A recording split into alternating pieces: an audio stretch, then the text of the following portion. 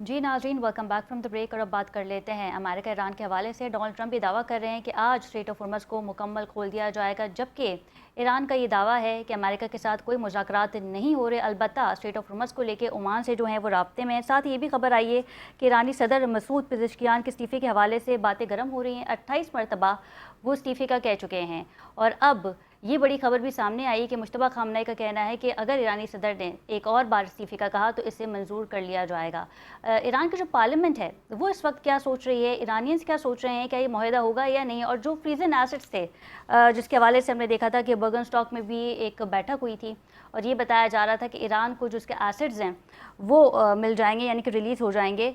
तो वंस अगर ऐसा हो जाता है तो फिर मुआहदा मुकम्मल हो जाएगा। और इस्लामाबाद अकॉर्ड में ये निकात भी शामिल थी। इस्लामाबाद में दोबारा भी क्या मुज़ाकरात हो सकते हैं, और ये भी बात हुई थी कि कतर ने जो है वो राब्ता भी किया है ईरान से। तमाम तो चीज़ों पे बात करेंगे। हमारे साथ मौजूद है doctor Saleh Bahishti, expert in international affairs.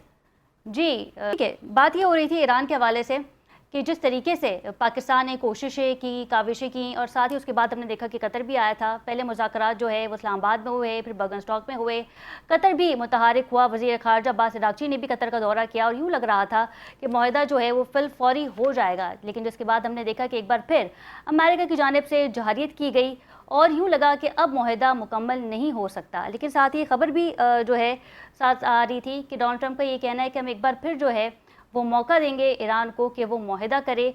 और हर बार की तरह डोनाल्ड ट्रंप का ये कहना था कि ईरान जो है वो जौहरी हथियार नहीं बना सकता, जबकि शहीद आयतुल्ला अली खामनाई का जो फतवा है वो भी मौजूद है कि ईरान खुद भी जौहरी हथियार जो है वो नहीं बनाना चाहता। कतर जो है वो इस वक्त सालसी करवा रहा है। हमने ये भी देखा कि ईरान ने कतर के शिप्स पर भी अटैक किए स्ट्रेट ऑफ होर्मुज़ पे।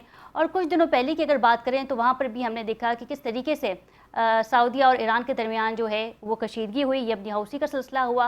लेकिन फिर बड़ी खबर ये सामने आई कि सऊदी के वज़ीर ख़ारजा ने ईरानी हम मनसब से टेलीफोनिक रब्ता भी किया है, गुफ्तगू भी की है।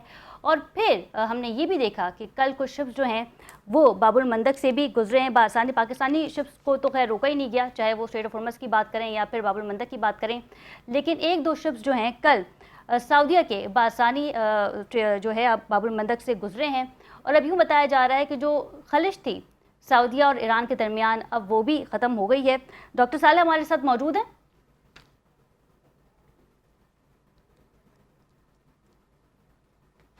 ठीक है, फिर उसके बाद हमने ये भी देखा कि जिस तरीके से ईरानी सदर के हवाले से बातें की जा रही थी कि उनका इस्तीफ़ा जो है वो मंजूर कर लिया जाएगा। इस वक्त तमाम चीज़ों को जो है वो मुश्तबा खामनाई देख रहे हैं। ईरान के सुप्रीम लीडर हैं, उनका ये कहना था कि अगर दोबारा हमने देखा कि ईरानी सदर की जानिब से इस्तीफ़े की बात की गई तो इसे एक्सेप्ट कर लिया जाएगा। ऑल दो ईरानी सरकारी मीडिया जो है इस हवाले से खबर नहीं दे रहा है कि आए उनका जो इस्तीफ़ा है वो एक्सेप्ट किया जाएगा या नहीं। जावेद राना हमारे साथ मौजूद है, तज्ज़ियाकार है। बहुत शुक्रिया जावेद साहब आपके वक्त का।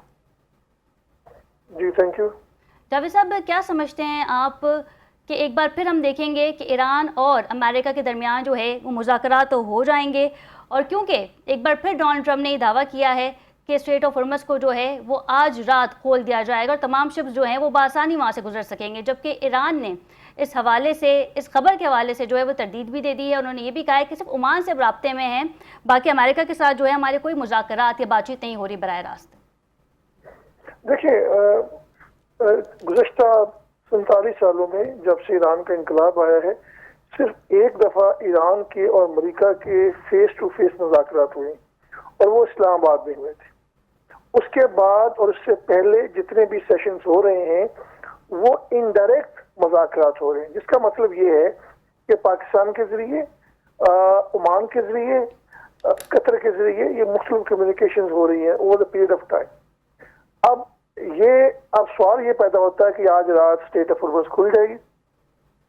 देखें, जो article Islamabad memorandum of understanding है उसका आर्टिकल 5 है, उसकी जो तशरीह है वो अमेरिका और ईरान अपने तर्ज पे कर रहे हैं। लेकिन आप देखें कि उसके अंदर लिखा हुआ है कि ईरान जो है वो किसी तरह थोड़ा बहुत उसका कोऑर्डिनेशन उसके साथ की जाएगी, उसको सर्विसेज जो है वो प्रोवाइड करेगा कमर्शियल वेसल्स को। अब ईरान ने उसकी इंटरप्रिटेशन ये की है कि इसका मतलब ये है कि कोई भी कमर्शियल वेसल जो है वो इसकी इजाजत के बगैर यहाँ से गुजर नहीं सकती, उसको कोऑर्डिनेशन करनी पड़ेगी। तो जो कमर्शियल वेसल्स ओमान की तरफ से जो कि जनूबी हिस्सा है स्टेट ऑफ हुर्मुज़ का, वहां से गुजर रही थी।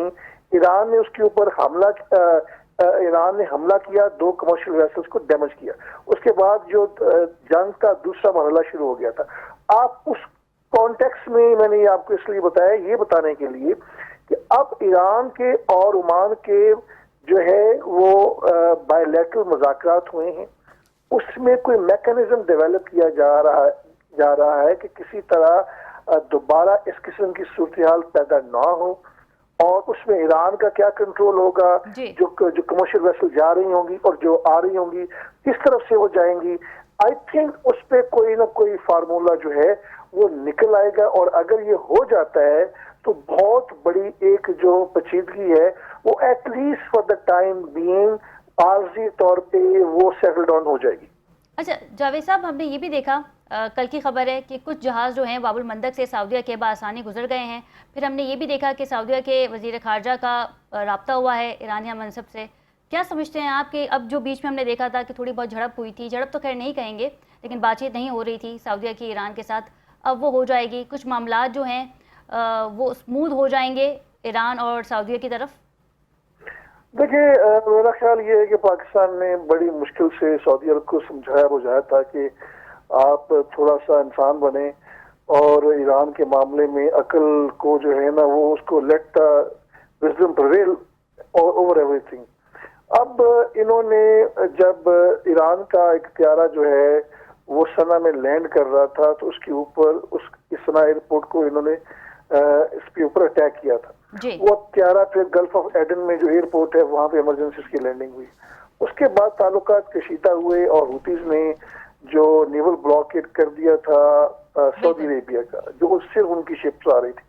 अब मेरा ख्याल ये है कि इन बिटवीन मैं अज्यूम कर रहा हूँ, स्पेकुलेशन हो सकती है कि पाकिस्तान ने गालिबन सऊदी अरब को सुझाया बुझाया होगा, ईरान को पाकिस्तान को कहा होगा, जिसके नतीजे में जो आप बात कर रही हैं अगर ये ऐसा हुआ है तो मेरा ख्याल है कि ये एक this is a suspension of hostilities between the two countries. अच्छा जावेद साहब, ये जो डोनाल्ड ट्रंप का ये बयान था सऊदी के हवाले से, क्योंकि हम बात कर रहे हैं कि न्यूक्लियर प्लांट लगाया जाएगा, कोई प्राइवेट सेक्टर जो है इसमें मुदाखलत नहीं करेगा, सिर्फ अमेरिका ही होगा जो ये न्यूक्लियर पावर प्लांट जो है वो लगाया जा सकता है। फिर उसके बाद एक शर्त भी आयद कर दी गई, खैर जिसकी सऊदिया ने तरदीद तो कर दी है, लेकिन ज़ाहिर है आपसे भी उस पर कॉमेंट ले लेते हैं कि सऊदिया जो है वो अब्राहम अकॉर्ड्स का हिस्सा नहीं बनेगा।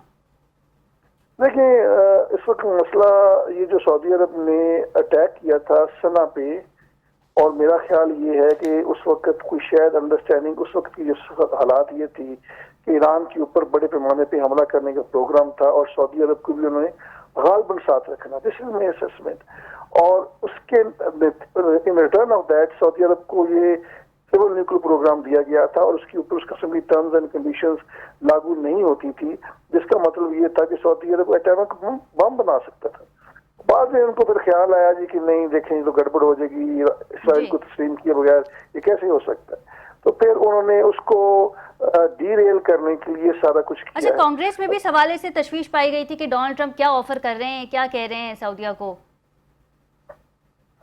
नहीं, दोबारा किस कॉन्टेक्स्ट में ये बात आप कर रही हैं? मैं न्यूक्लियर प्लांट के बारे में बात कर रही हूँ। देखिए, न्यूक्लियर प्लांट जो है इस वक्त सऊदी अरब के पास न्यूक्लियर सिक्योरिटी अम्ब्रेला है हमारी तरफ से, वो फौरी तौर पे तो उनका कोई इशू नहीं है अभी तक, तो वो दे आर प्रोटेक्टेड। लेकिन जो न्यूक्लियर सिविल न्यूक्लियर प्रोग्राम है ये तो ज़ाहिर सालों साल लगते हैं ना इसको इंफ्रास्ट्रक्चर बिल्डअप करने के लिए, ये आसान खेल नहीं है। उस वक्त तक खित्ते की सूरत यकसर बदल चुकी होगी। अमेरिका मेरा ख्याल को ज्यादा अर्सा नहीं लगेगा जब ये पूरे इस खित्ते से जो है मजबूरन रवाना हो जाएगा, क्योंकि इनकी सारी जो मिलिट्री बेसिस हैं वो तबाह कर दी गई हैं, रडार सिस्टम तबाह कर दिया गया है। अब ये भाग के जो है इसराइल में चले गए हैं और इनका जो मिलिट्री इंफ्रास्ट्रक्चर है, जो इनके एयर एसेट्स हैं, वो सारे के सारे उधर पड़े हुए हैं। तो कल किसने देखा है, ये अभी ग्राउंड के ऊपर कुछ भी नहीं है। और मेरा ख्याल ये है कि इसराइल कभी नहीं चाहेगा कि इसराइल के अलावा कोई दूसरा मुल्क जो है बिल्कुल, वो न्यूक्लियर खित्ते में जो है किसी के पास भी न्यूक्लियर पावर प्लांट जो है। बहुत शुक्रिया राना जावेद साहब आपके वक्त का हमारे साथ मौजूद थे।